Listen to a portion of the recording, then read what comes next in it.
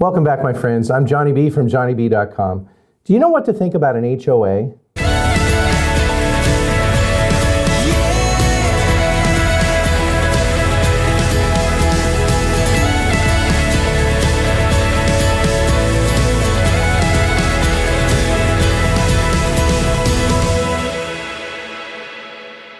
HOA provides a lot of useful things. When you buy a home with an HOA, the previous owners have all been paying into a reserve fund.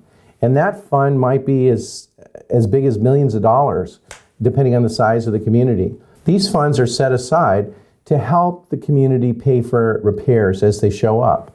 So when you have to repair a community, there's many different aspects. You've got landscaping, trees, gardening, electricity and gas for the common area. If it's a condo, you're going to have paint for the exterior. You're going to be maintaining the roof. If it's a townhome, it could be different. And each community is going to have different things that it is maintaining.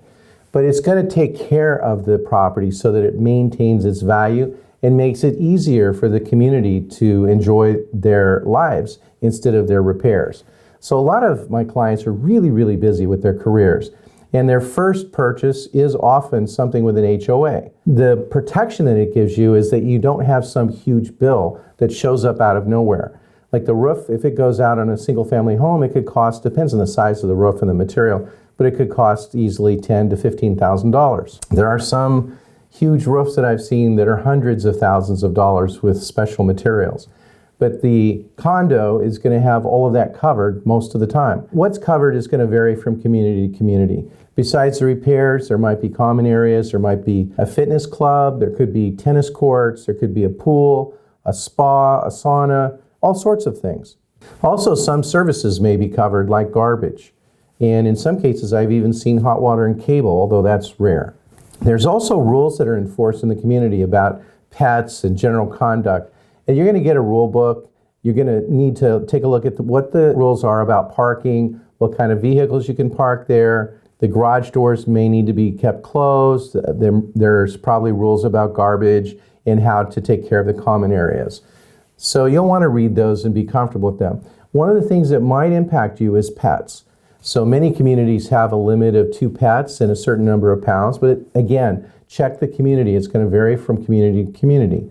Also, some people really want hardwood floors installed. If you want to install hardwood floors after you buy, you're going to want to read the community rules and see if that's going to be allowed. Anytime you want to make changes to the property, you're going to have to bring the plans to the architectural committee. The architectural committee reviews your plans and decides if it fits in the community safely and to code.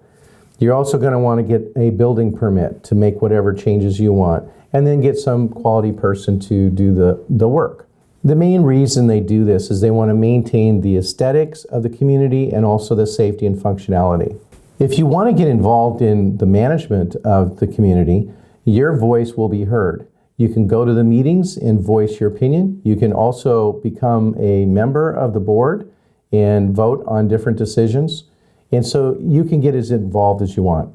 One of the things that comes up with HOAs and any new construction is in California, there's a 10-year construction warranty. And so you'll want to be careful of this, because once you get close to that, year 8 or 9, lawyers will start soliciting the HOA to file any complaints against the builder that they can, because they don't want it to sunset. The problem is it could end up in litigation. If there's litigation, then of course the community is going to have a say in going forward with that. But if they do, that can restrict your ability to sell the property at top dollar. And so that might be a risk that you can afford to take or might choose not to take. So if you get past year 10 or 11 and there's no litigation, then you're out of the zone where it usually occurs. It doesn't mean it couldn't occur later, but you're past it. So if you're buying a property and your condo is younger than 10 years, you want to factor in, will you likely want to sell the property or move during that period? It might be a good idea to not pick a property going into litigation if that's the case. And if you don't have the reserves to handle the possible litigation assessment, then it might not be a safe bet for you. So when you're buying a house, you're going to have to bring in money a couple of times. And when you do you know how to protect that cash? Next time we'll talk about it. Until then, I'm Johnny B.